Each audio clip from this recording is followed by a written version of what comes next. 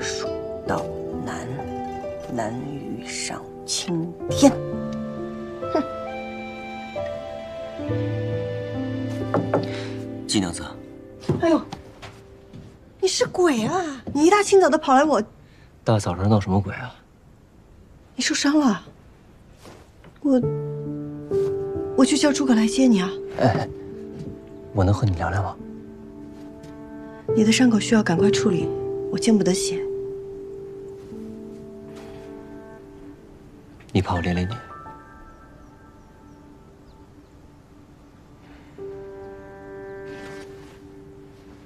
打扰了。等一下。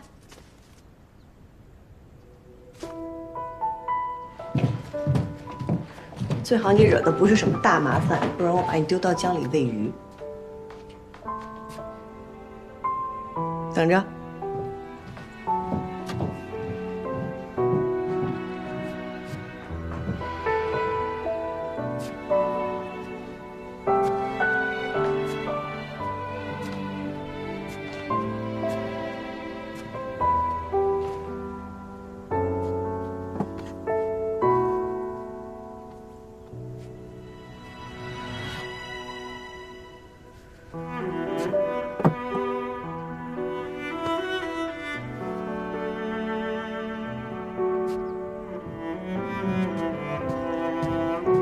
这是李白。你让我说那些蜀地人名时，便想到用来做这个了。多谢杨警官赐教，我准备联合警户做一场锦衣售卖。你要入锦业了？季娘子果然志存高远啊！我们家以前本来就是织锦的。你来这边坐。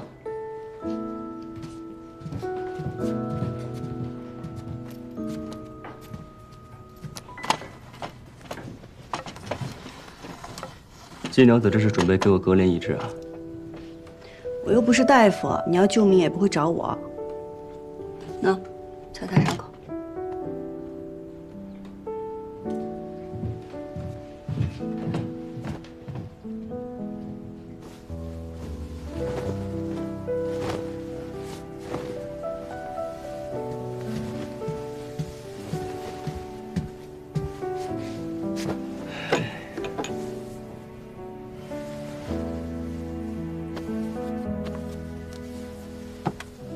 你看起来心情很不好，可是因为打输了。我看着像输不起的人吗？那得看输的是什么。季娘子认为什么不能输？对我来说，是家人和信念。还记得初入江湖的时候，爱就是爱，恨就是恨。谁若敢在我面前伤天害理，便要先问过我的剑。可如今做了官，却都不一样了，似乎没有了黑白，也没有了善恶。你若想把恶鬼从地狱里面揪出来，就得自己先到地狱里去滚一遭。我都这样厌恶了，我师父那么爱干净的一个老头，又是怎么忍下来的？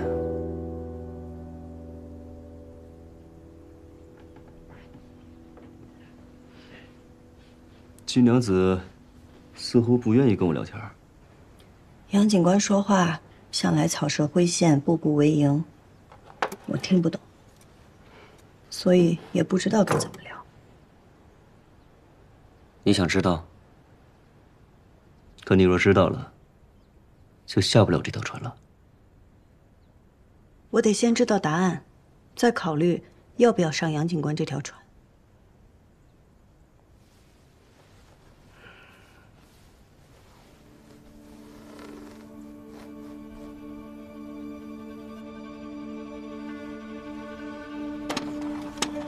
那你看看这个。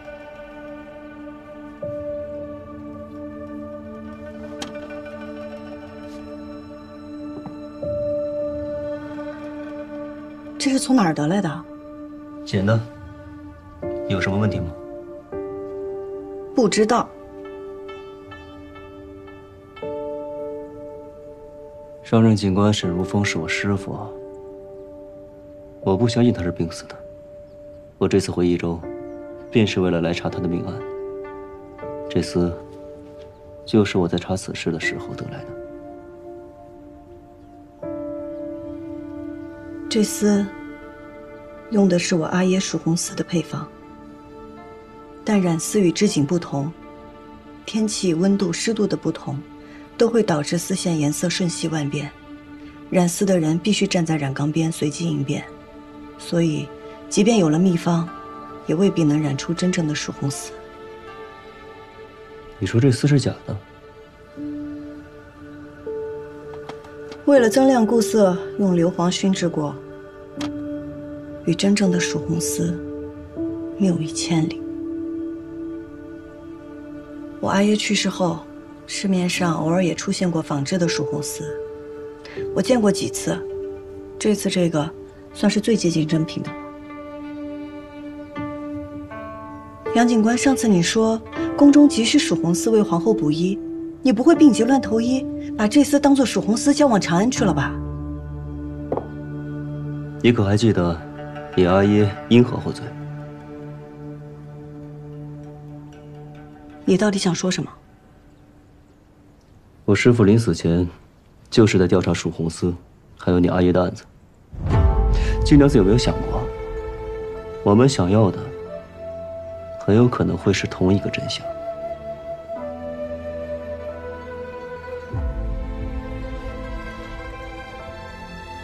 原来这才是杨警官今日来找我的目的。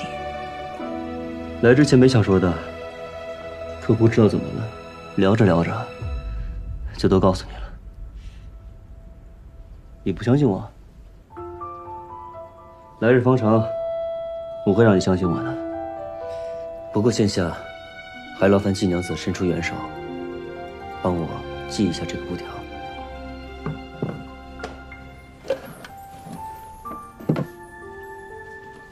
热水免费，伤药无钱。要钱没有，要命一条。来。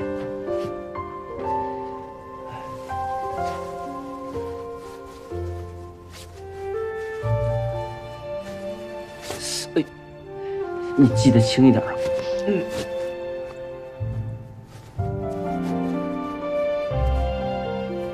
季娘子这手劲够大的。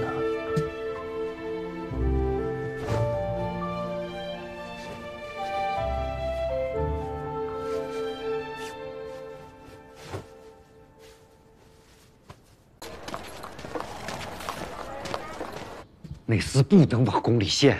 现如今你把这假的都送到了长安，就必须得承认它是真的。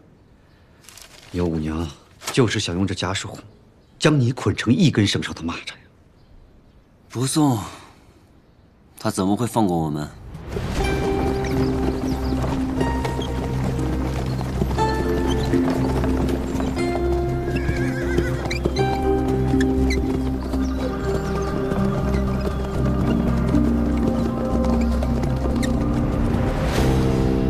青城山腹地有一处名叫三潭的地方，你可听过？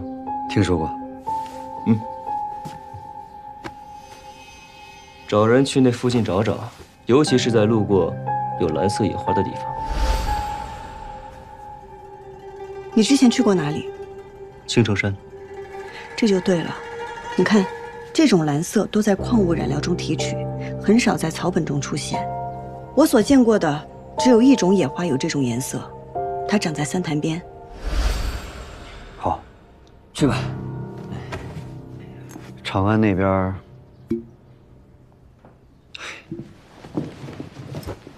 杨三郎，你这是在赌命啊！你怕我死啊？啊？那到时候让人给你换一个既听话又稳妥的同盟，那岂不是更好啊？啊？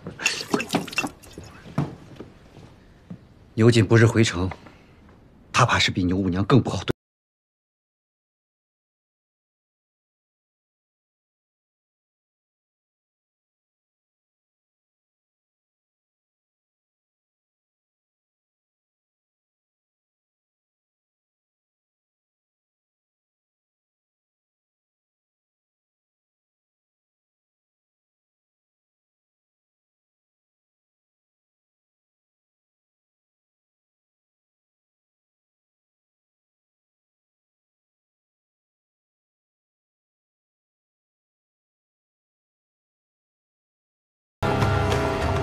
恭迎牛将军回场。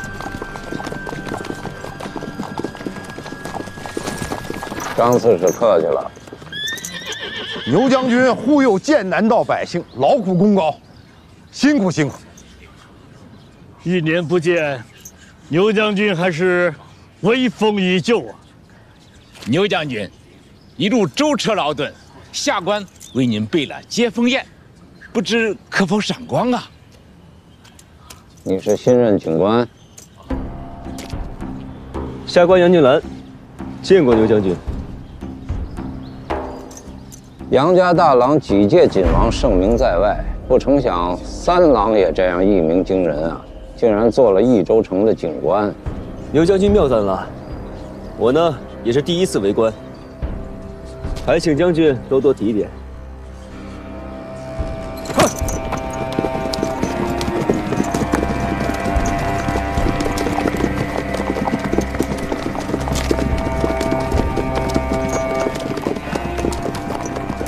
牛副都督此人虽非善类，但到底这益州城是节度使的益州城。张刺史是节帅在益州城的一双眼睛，有张刺史在，他牛副都督怎么着也不敢明目张胆的动手。满城相迎，他连马都没下。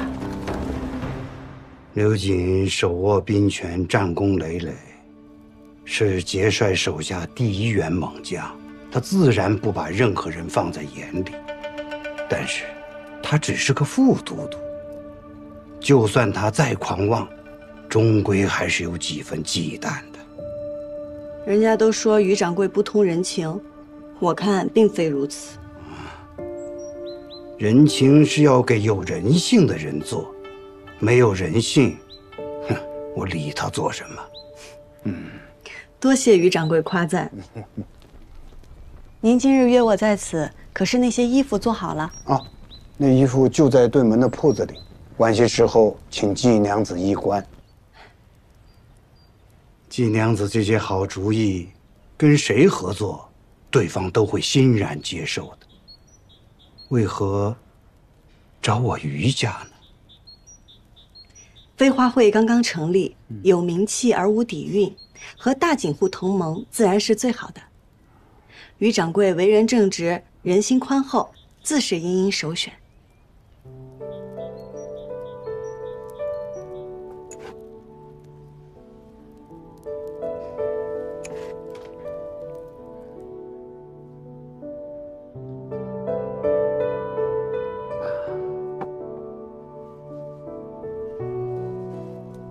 季娘子若是一位男子，必定能成就一番大事业。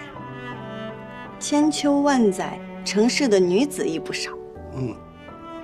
有八卿，有卓文君，还有武皇，哦，还有女娲。人是女娲造的，说明本就是女子造了这世间。阿翁言浅了。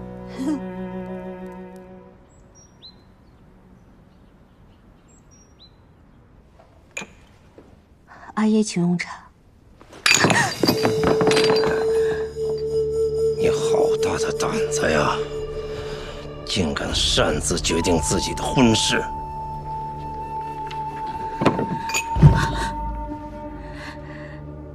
这没你的事儿，还不下去？是。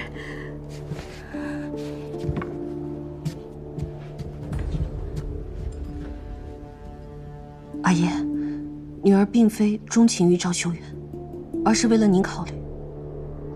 您志在锦业，与其让我嫁给一个远戚，不如将我许配给一个未来的锦王。未来的锦王，他赵家不过是个商户，怎么跟节度使的远亲相比？阿爷是节度使的亲信，受命驻军在益州城外，再攀远戚，与我们并无异。益州籍，这5年都是杨家夺的锦王，我们只能在山中造节。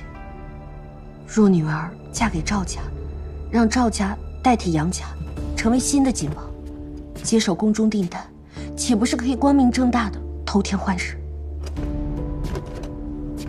这话你同赵家讲了？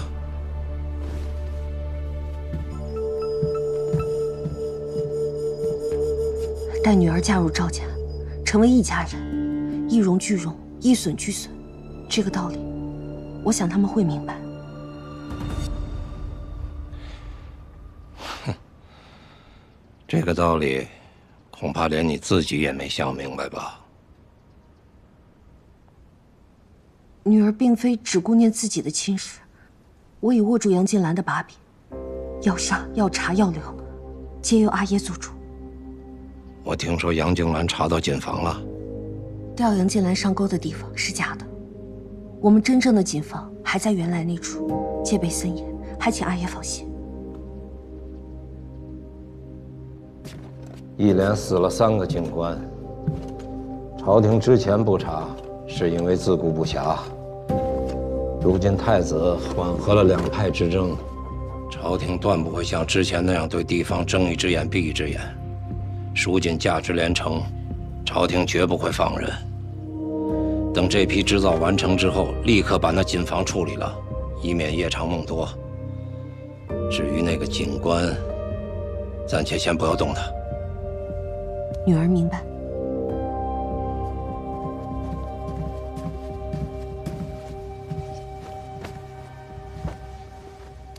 小婿，拜见丈人。你怎么来了？五娘遣人告知将军回来了，让我前来拜见。他要不说，你就不来了是吗？小婿身份低微，怕独自前来会冒犯了丈人。你叫他来做什么？有一重务，我想请您一关。再召二郎君来，也是让他看看我的嫁妆。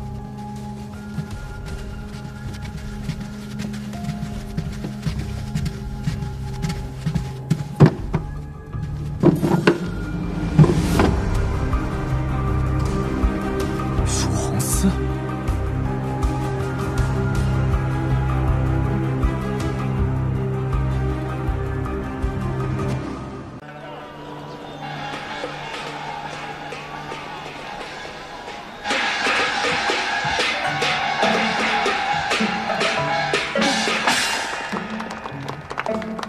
诸位街坊乡亲们，少林爷老曾言：“小看红湿处，花重锦官城”，道出了我们蜀锦的风流灿烂。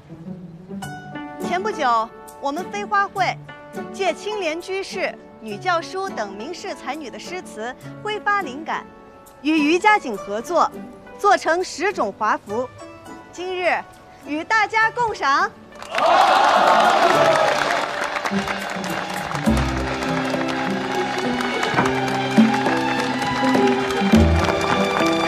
哎，蜀红不是早就没了吗？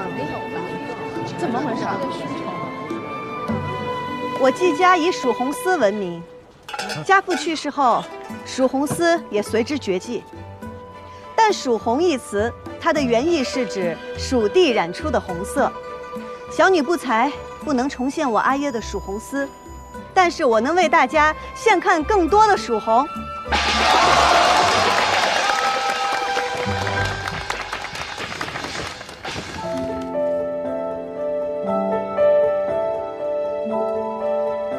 此衣名唤山花蔓，是用朱颜驼、绯色、水红3色混合而织就。这以青莲居士诗歌自成一段风流。两人对酌山花开，一杯一杯复一杯。我自玉眠卿且去，明朝有意抱琴来。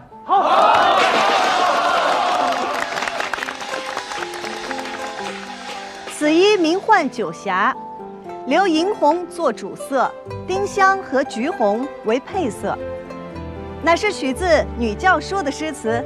酒席分为9色匣，武陵仙玉五云车，春风因过东君社，偷样人间染百花。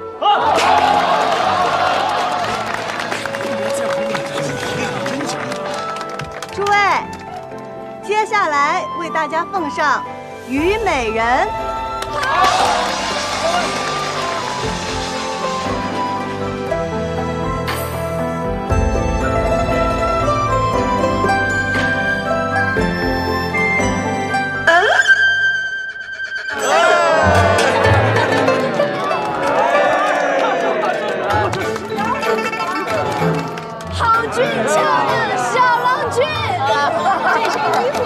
好看的，只是那头上的花和脸上的胭脂，老天爷！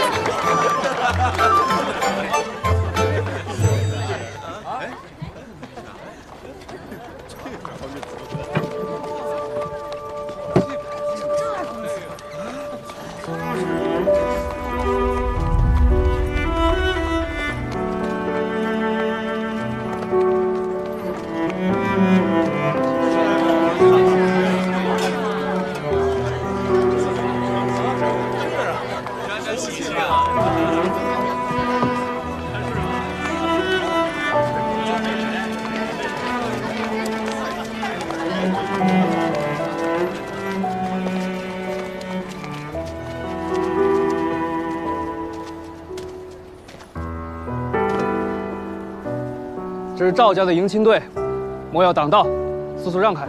哎呦，你们赵家真了不起！这么说，整条街道都是你们家开的喽？就是，先来后到这个道理懂不懂啊？你们不懂，3岁的小孩都懂。就是，你们要是再不让开，就别怪我不客气。千万别客气！来，怎么不客气啊？你想怎么不客气啊？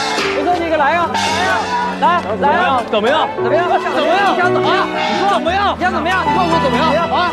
怎么样？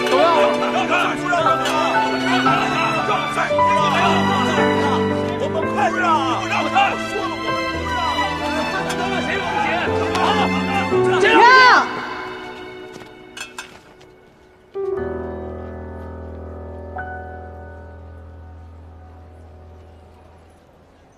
今日是赵二郎君的大婚之日，我们让一让，又有何妨？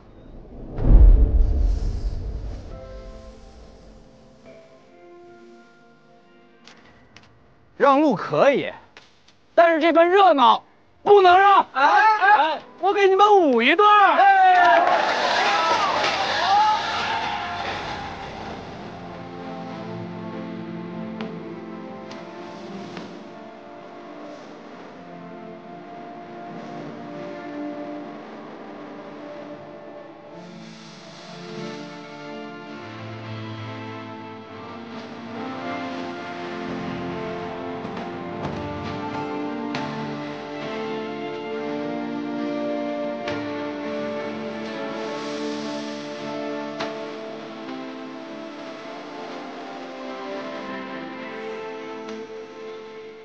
祖父答应我，说若我能取得这次的锦房，就允我向季家提亲。还没有放飞就灵验了呢。女装为我而来，就是不一样。扶摇直上九安，这不正是我心中的你吗？知我者，赵二郎君是也。我们努力了这么久，好不容易可以在一起了，不要吧！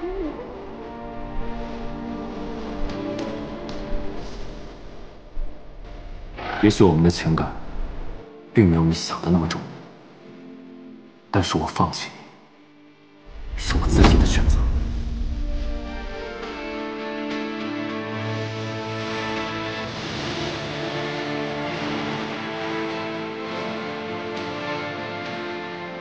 黄旗接待，代代相传。杂骨斗第3煞，一打荣华富贵，2打积蓄满堂，3打官人吉利，4打龙凤呈祥，5打母子拜相，整死是6撒六合同春，7撒您怎么也来了？夫妻偕老。刘将军在此，谁敢不来啊？八马回乡。看看，这半个益州城的权贵不都到了吗10撒十全大吉。心腹马鞍平秤过，称心如意，世代平安。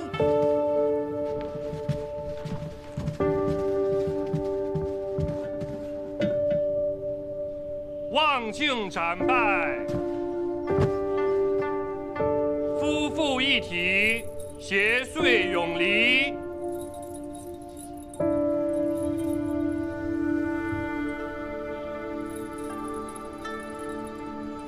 束带结凝妆，牵绳入洞房。好了，这里不用你了，下去吧。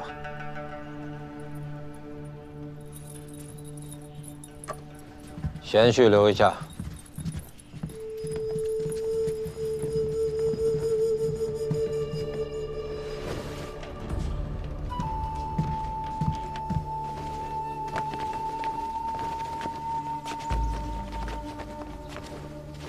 给刘将军报喜。诸位，今日除了小女大婚之喜外，还有一桩喜事要与诸位分享。来，诸位坐吧。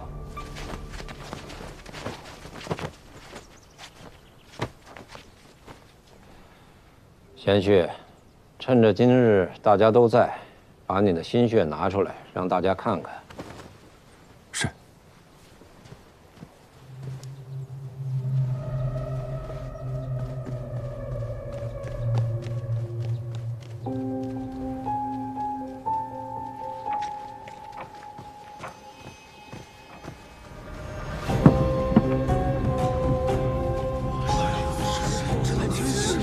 简直不可思议！这傻头如此水平，我没看过。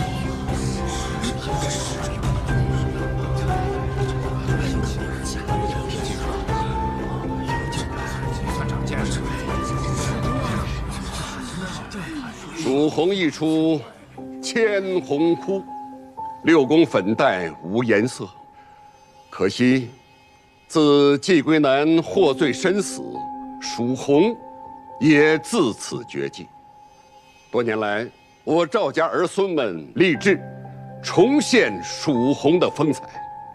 皇天不负有心人，吾孙赵修元也是赵家的未来家主，终于研制出了这能让千红枯竭的蜀红。这赵二郎不是织锦的吗？怎么还学会染丝了？难道他跟那个季英英他们俩都……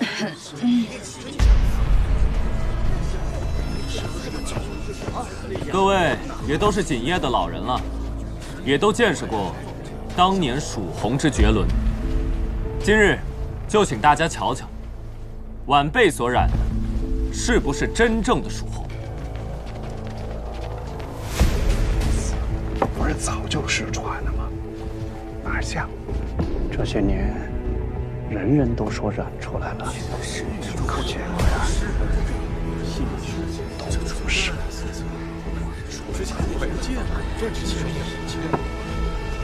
传气士兄妹速来赏赐！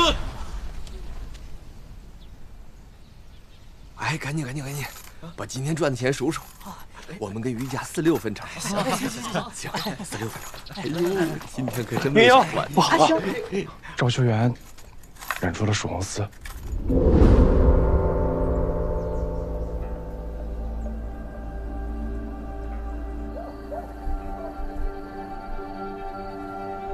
梁警官，今日请你来，就是要你当众断一断，这蜀红丝是真是假？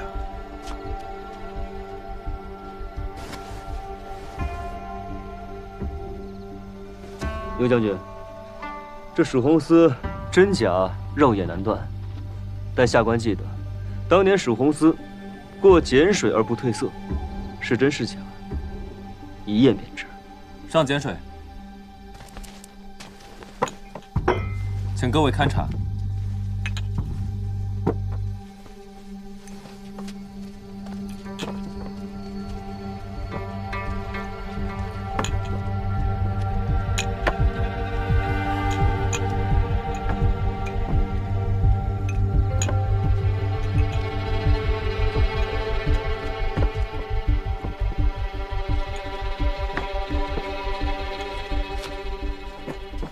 恭贺赵二郎重现蜀红丝。刘将军，赵二郎君既染出了曙红丝，又是未来家主，可喜可贺，前途无量啊！杨警官，这曙红丝，诸位，可还有人有异议啊？我有异议。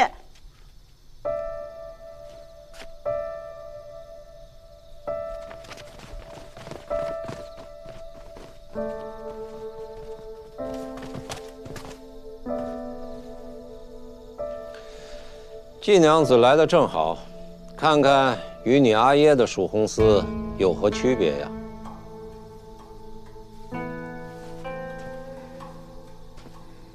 洋洋，你有件事的，即便你再机敏，也无疑是匹夫撼树。三思啊！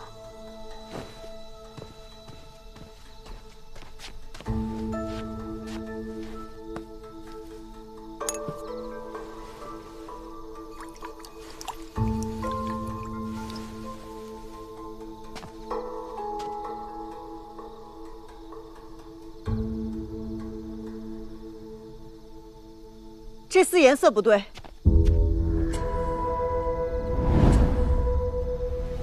真正的曙红丝经碱水，颜色分毫不退，可这丝却暗淡了。诸位可以仔细辨别手中红丝，若是以前的红有10分，那如今便只有7分。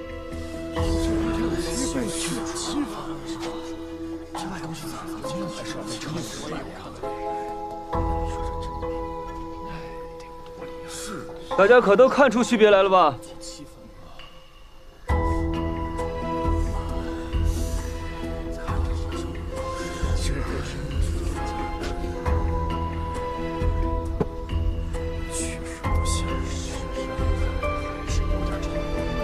田旭，你辛苦染出的曙红丝，现在季娘子在当众质疑你，你不说句话，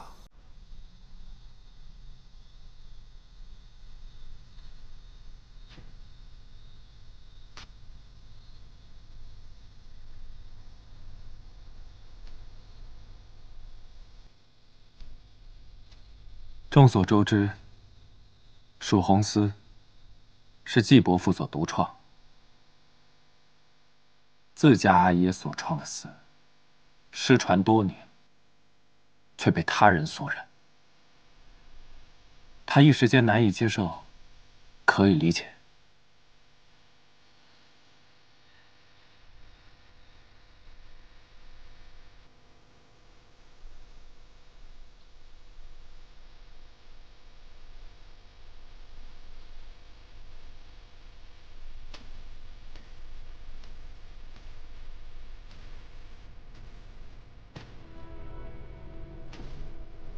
仅有风姿，人亦当有风骨。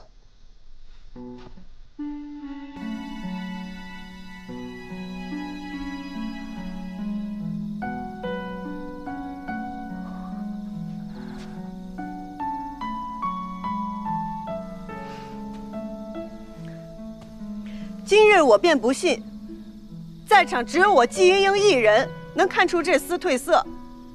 在座的诸位都是以景为生之人，辨色能力远超常人。今日是非黑白，均在诸位一身。我恳求诸位仔细辨别手中红丝，看看是否真的丝毫不差。诸位，此事关乎蜀锦技艺，倘若这千秋蜀锦仅凭一家之言，怕是也走不到今天。还请诸位三思，恳请诸位直言呐！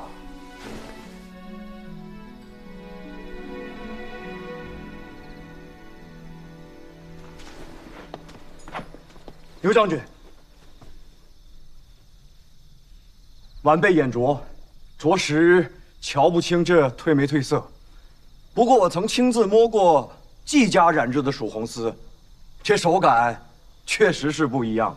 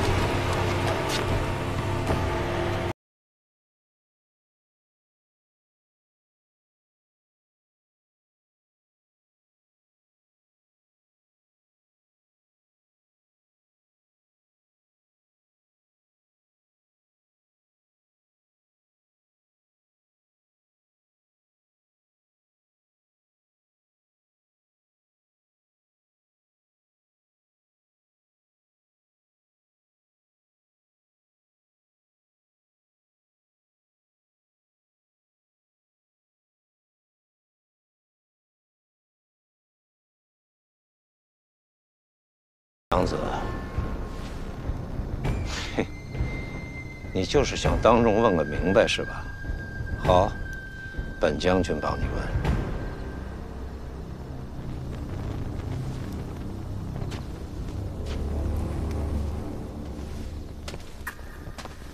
杨夫人，这可是蜀红丝啊！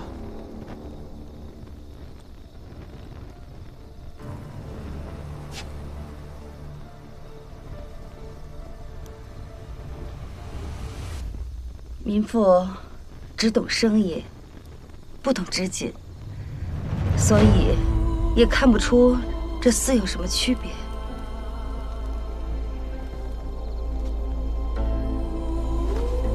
孙掌柜，你说是蜀红丝吗？自然，自然。王掌柜说，千真万确，这确实就是蜀红丝。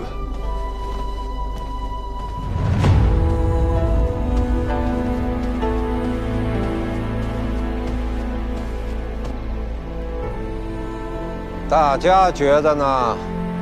确实是蜀红丝。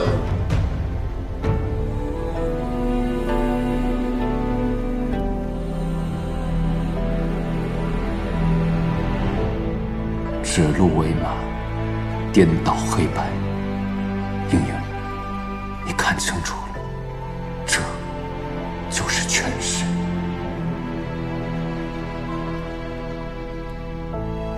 金娘子，既然大家都觉得是，你又何必自欺？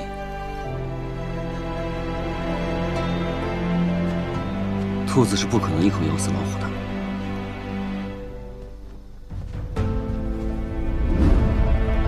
他不被发现，他就可以一直咬下去。总有一天，他会咬死老虎的。刘将军，勘验无误，这确实是蜀红丝。哦，那警官府门口那块蜀红牌呢？自该换成赵二郎君的名字。很好。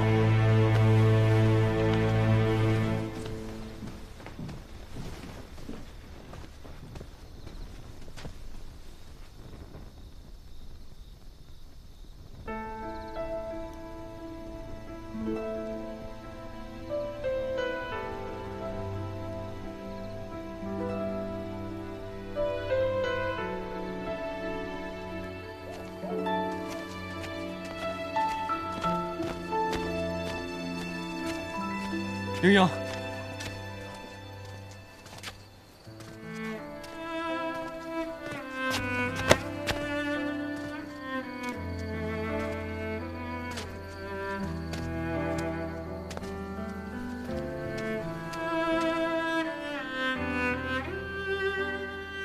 假蜀红，真是你染出来的？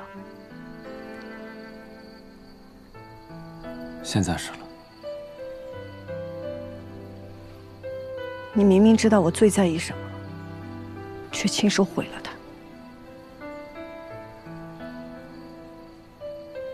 赵修远，但愿我从未认识过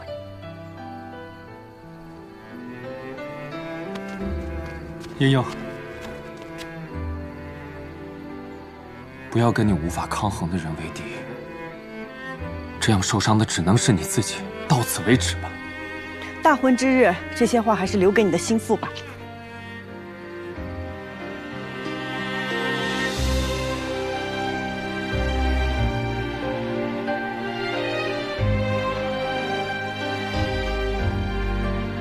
我又何尝不知，假蜀红是刺向你的一把刀。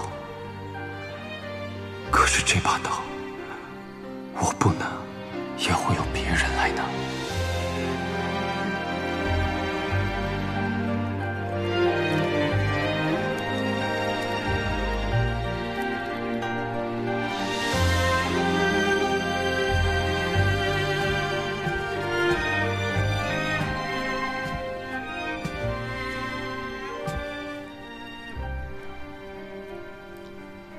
英英，先别看了，赶紧把面吃了。其他的事，明日再说啊。阿娘，那是蜀红寺，那是阿耶的蜀红寺。那可是牛副都督，是一个州府的副都督。副都督就可以颠倒黑白，一手遮天吗？季莺莺，我跟你说过多少次了，以后不许再提蜀红寺，你怎么就记不住呢？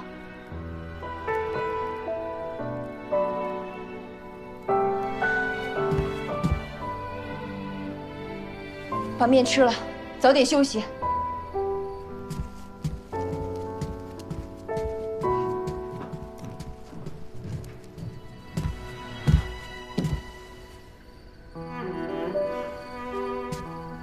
婷儿，把他看好了，绝对不能让他出事。知道了。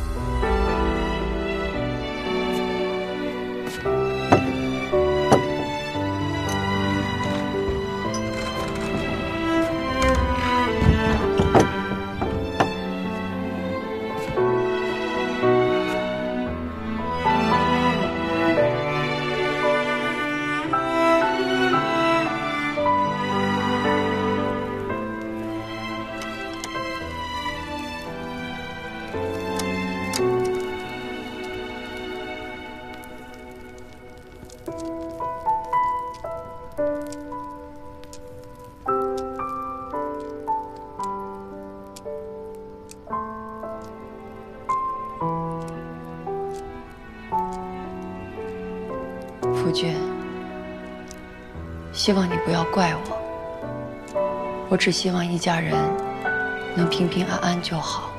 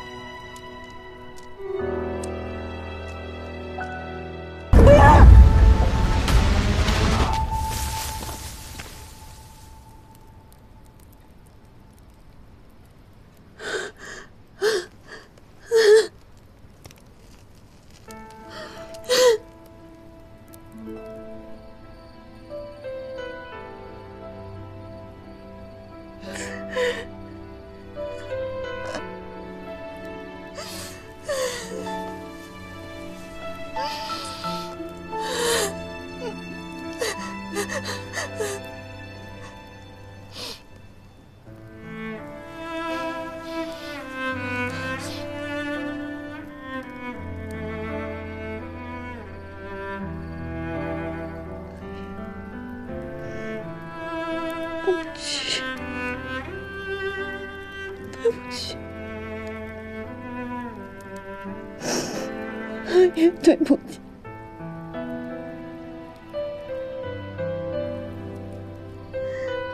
也对不起。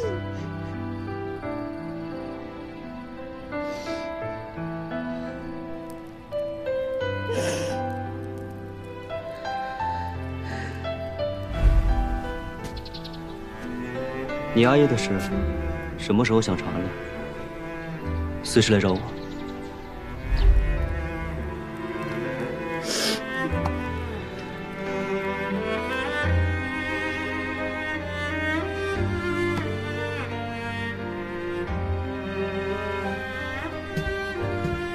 阿兄，帮我。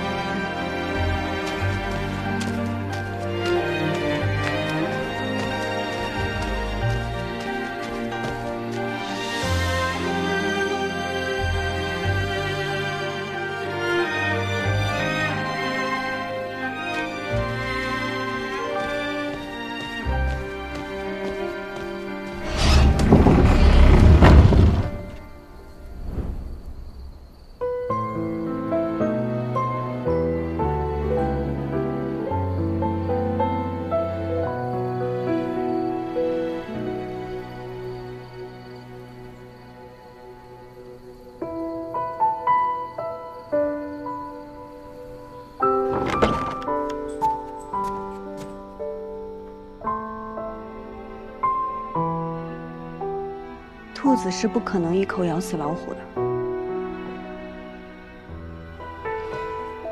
但只要它不被发现，它就可以一直咬下去。总有一天会咬死老虎的。来日好友，来日好友。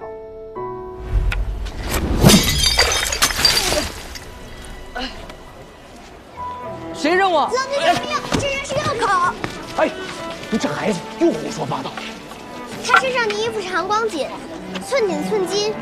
你既说是我阿耶，那就快给人赔钱吧。赔吧。志总壮，我先替他向小郎君赔罪。您这衣裳我们实在是赔不起，家里为了给他阿娘看病，把钱都花光了，还请小郎君您大人大量，就宽宥我们了。这穷苦人家不容易，就算了吧，是吧？算了吧。那你把他赔给我吧。哎，快跟阿姨回家。你的女儿，你知道她多大？身上哪里受过伤？喜欢什么吃不得什么？要不要咱们去衙门一一对质啊？哎，小郎君，不用了，不用了。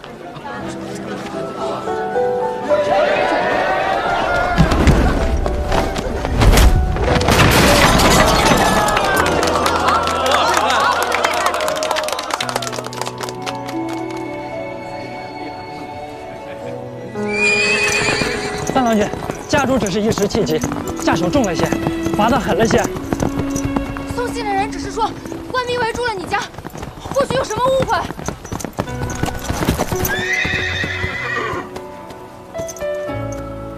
怎么又是你？是你，我家里出了急事儿，求你了，送我一程。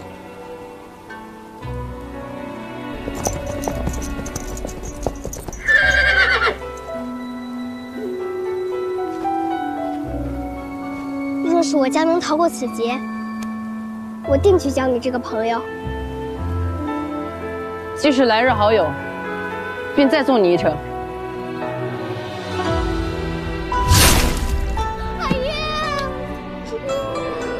兔子是不可能一口咬死老虎的，但只要它不被发现，它就可以一直咬下去。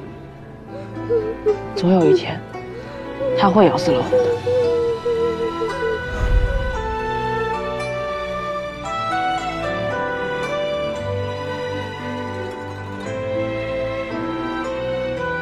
你什么时候认出我的14郎在浣花溪边纵马的第2天，你我第2次见面。为什么不告诉我？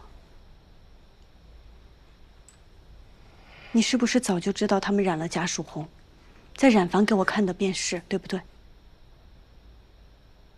你也早就猜到我阿叶的死与牛家有关，是不是？不告诉我，什么都不告诉我，你个狗官！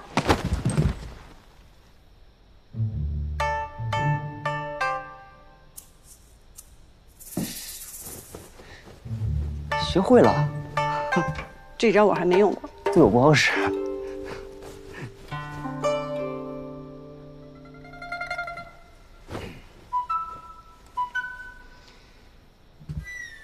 我做的事很危险。你也要劝我不要匹夫汉书吗？我是想告诉匹夫，汉树的时候，倘若要摔下来，要往哪边摔，会有人接着。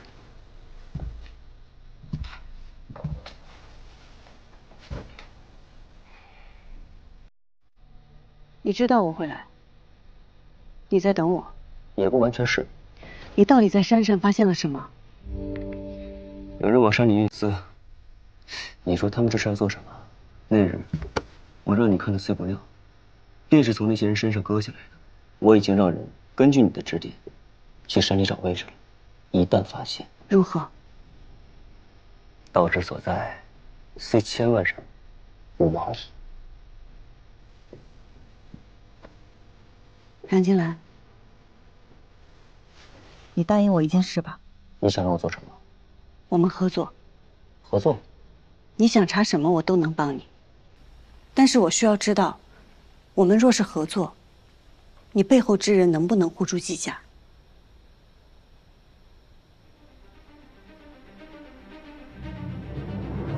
你怎么知道背后有人？我就不能是单枪匹马来的？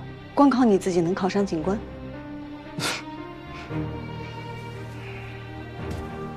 但凭我自己，风霜刀剑，庇护季娘子平安。我的平安由我自己来护。我要染出真正的蜀红丝，你能帮我吗？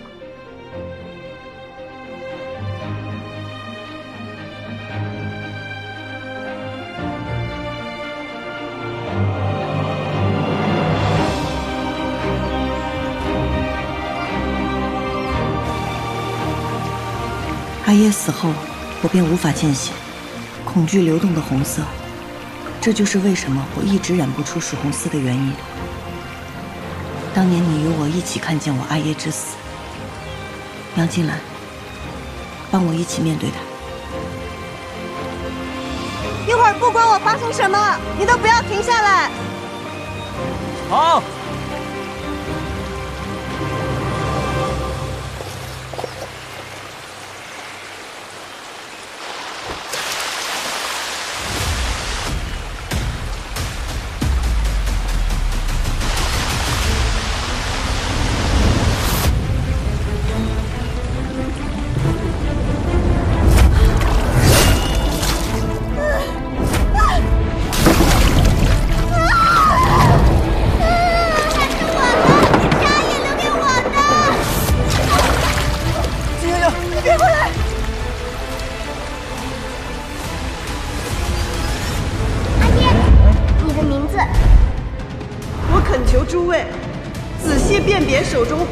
这可是蜀红丝啊！自家阿爷所创的丝，失传多年，却被他人所认，他一时间难以接受，可以理解。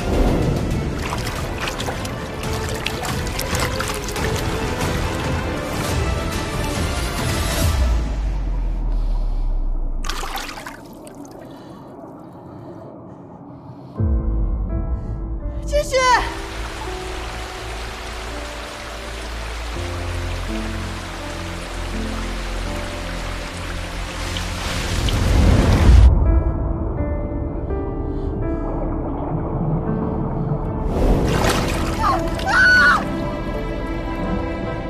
不要跟你无法抗衡的人为敌，这样受伤的只能是你自己。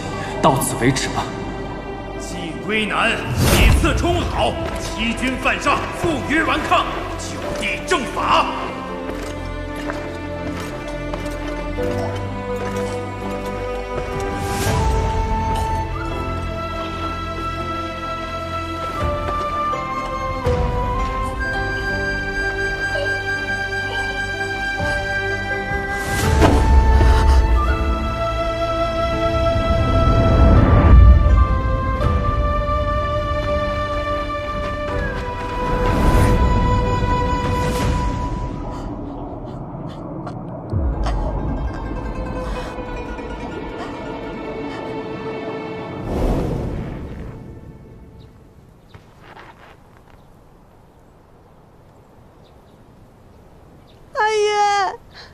对不起，我没有护住你的蜀红丝。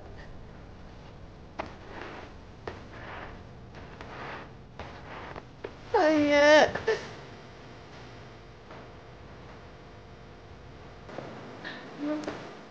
云无啊，这不光是血的颜色，它更是蜀红丝的颜色呀！啊，拿着。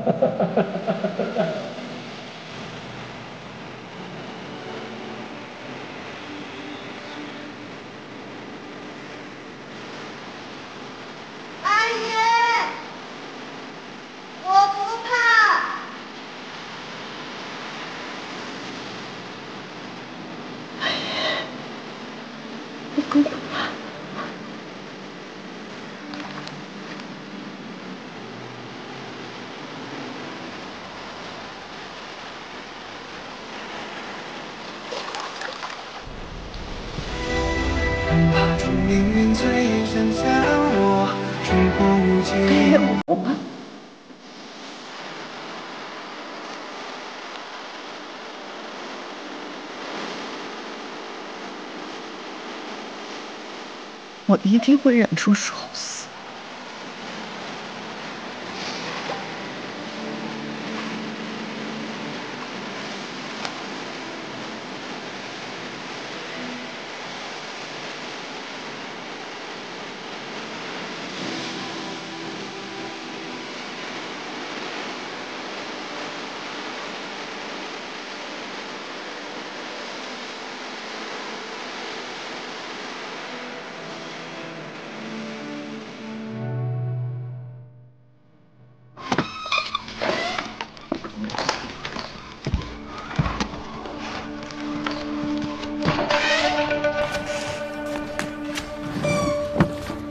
这是前几日新出的曙红。是二龙君。谁让你们换的？是夫人。夫人说将所有红丝换成曙红丝，可要将丝换回？不必了。是。夫君倒真是从善如流。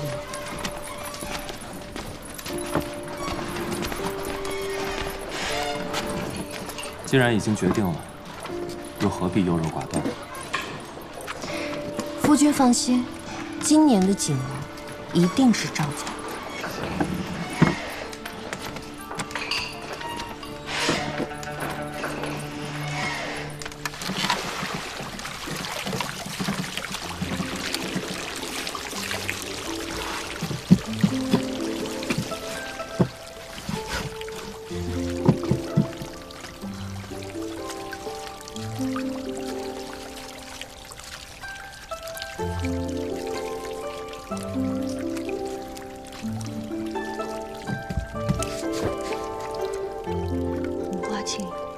今夜后会喜欢，素饭江水好回儿媳，乌梅古色乃为淑。对的呀。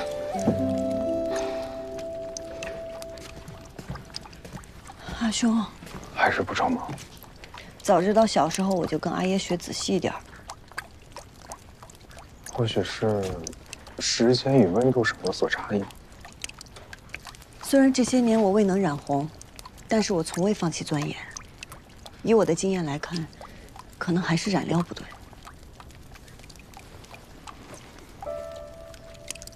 难道是阿爷忘记告诉你了？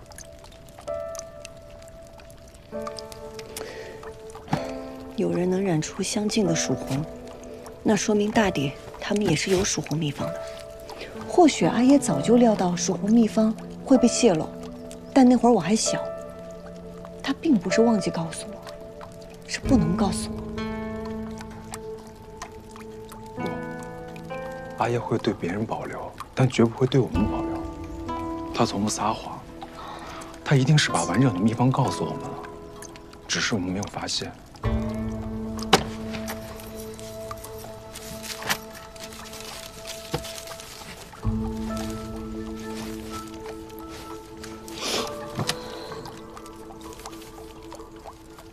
红花净叶蒿灰喜黄，素泛江水。红花净叶蒿灰喜黄，素泛江水。蒿灰二喜，乌梅固色，乃为曙红。记住啊，你刚才背的，他都听见了。日后你要是想不起来的时候，就记得问问他。记住了吗？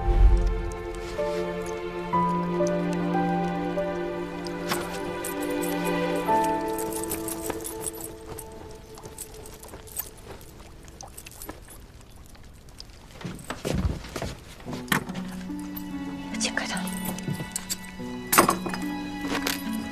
厉害！愿为东南之低举弗洛伊，这是何意？这是前年去世的诗，永陵里冻霜海石榴，相传是因思念女儿而作。这首诗的意思是：我要化作石榴树上的东南枝，低垂枝叶，拂过你的绣花衣裙。这诗并不盛行，是阿爷特地教过我的。 就在他送你这个荷包后不久，他把荷包留给我，诗交给你，只有我们一起才能明白他的意思。愿为东南枝，低举弗洛伊。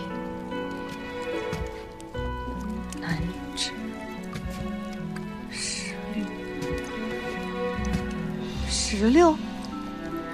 我小时候在染坊见过石榴，我还偷偷尝过，那是阿爷从山上采回来的，但是它酸得要命，我都要扔了。阿爷说不能扔，有用的，那是醋石榴。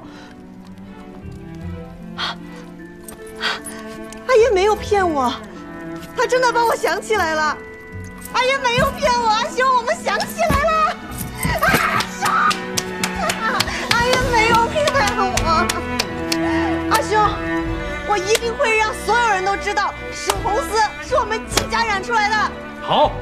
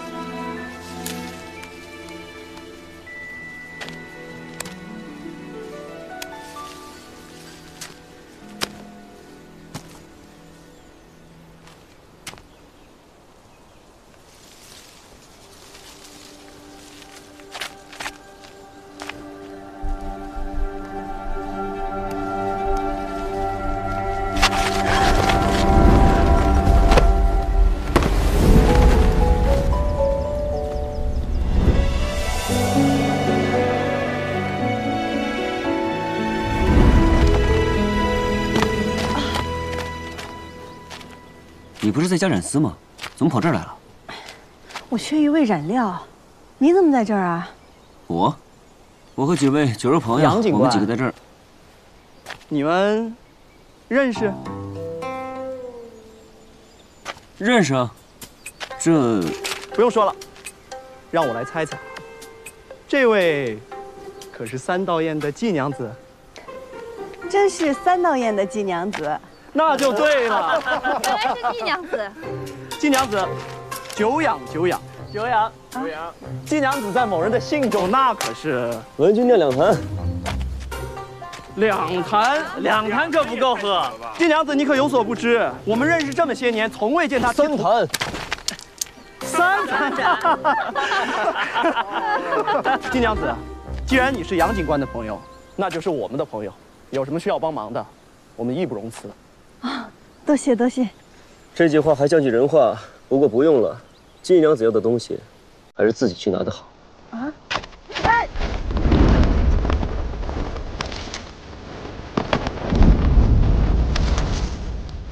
杨警官，还有一件事情需要我们解释吗？是的。哈哈哈哈哈！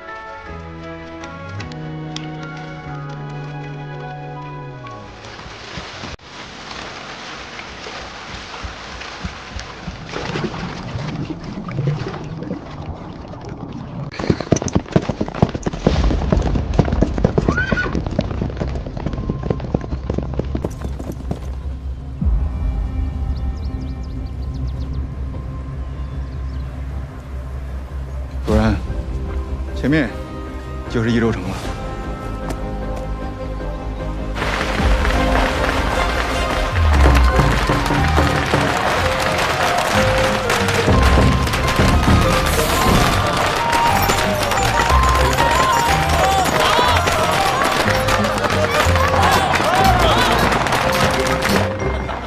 爷，都在呢。回舅爷，衙爷不是有包间吗？你来这儿多屈尊呐！爷就愿意跟你们在一块儿，不行吗？行不行？我在这儿。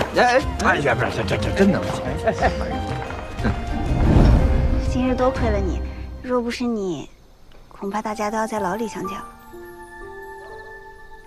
你虽然爱胡闹，但你是个善良仗义的朋友。今日我是真心说的。真的吗？别，我长这么大，第一次有人这么夸我。别人，你真好。爷决定了，爷要做你的英雄。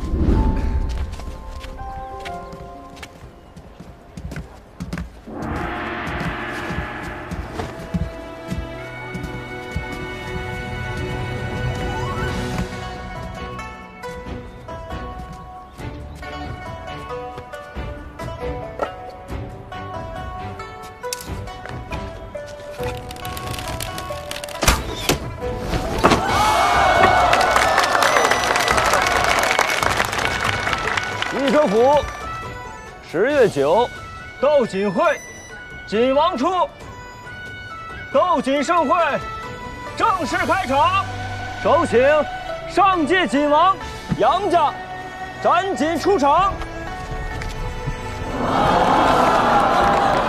杨家杨敬山献锦，国色天香。我杨家承继织锦之业100年。族中长幼皆以创制新锦为念。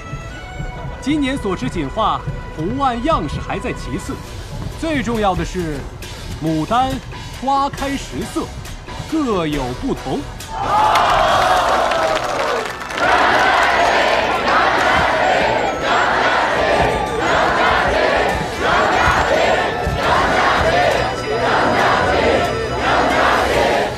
这杨家锦果然别出心裁。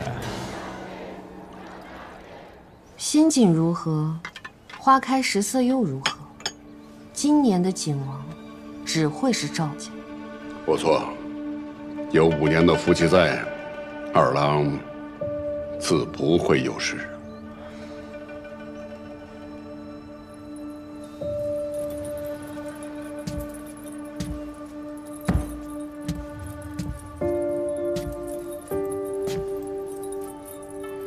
别等了，季娘子守在家中，良久未出阁，许是已经筹备嫁人了。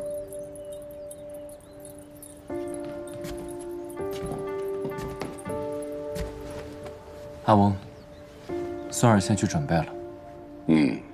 二郎，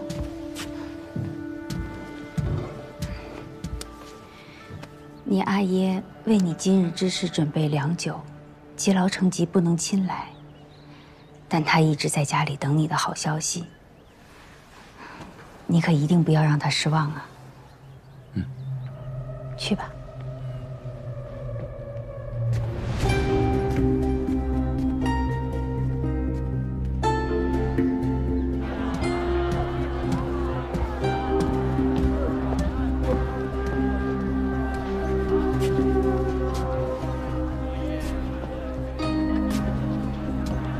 季娘子还没来，山上的事情，万事俱备，只欠东风了。那为了以防万一，朱哥，你再帮我去找个人，快来。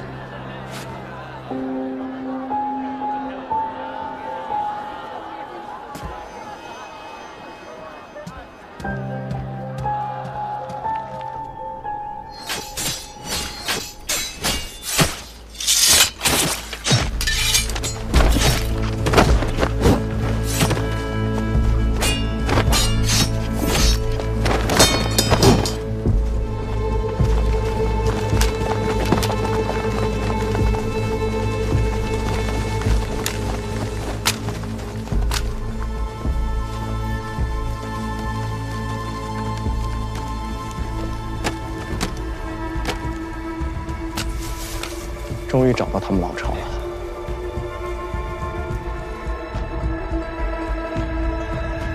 这还得是杨家哈，这牡丹跟活了一样。那邹家的也不错呀，那孔雀也跟活了似的，我都怕它飞出来。斗锦斗的是锦，又不是斗谁织的像活嘞。我看于家那副锦就不错，稳重啊。你于家的有些老气了吧？哎，大鹏一日同风起，扶摇直上9万里，请大家赏锦。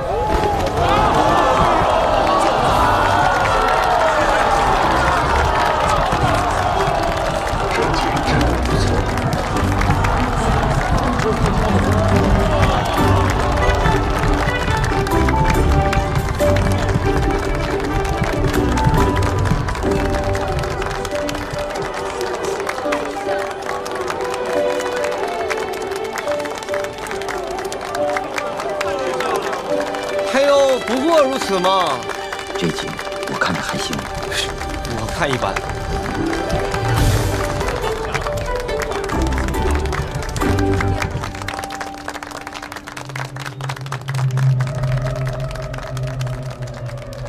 杨警官，杨家的国色天香，雍容华贵，技法高超，但赵家的利益第一，配色那更是巧夺天工，所以我们一时无法做出决策。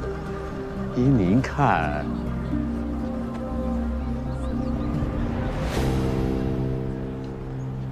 是啊，这两家的锦真是各有千秋。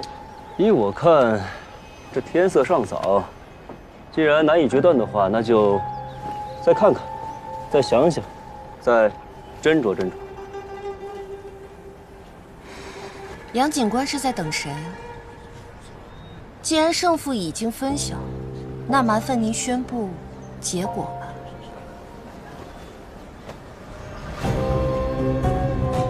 结果出了吗？出了。此次斗锦大赛的魁首是赵家。大家快看，大风筝！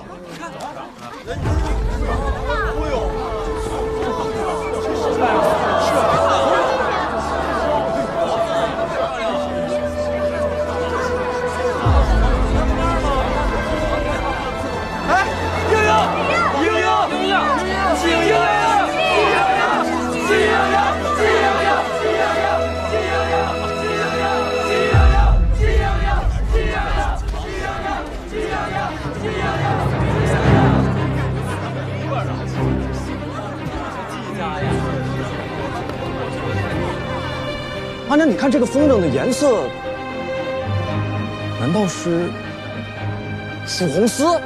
没错，这就是真正的蜀红丝。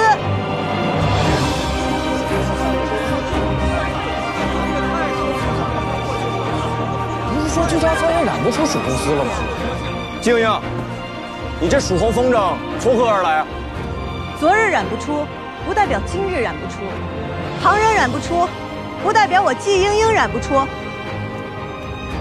季家季莺莺，宋锦凤还巢。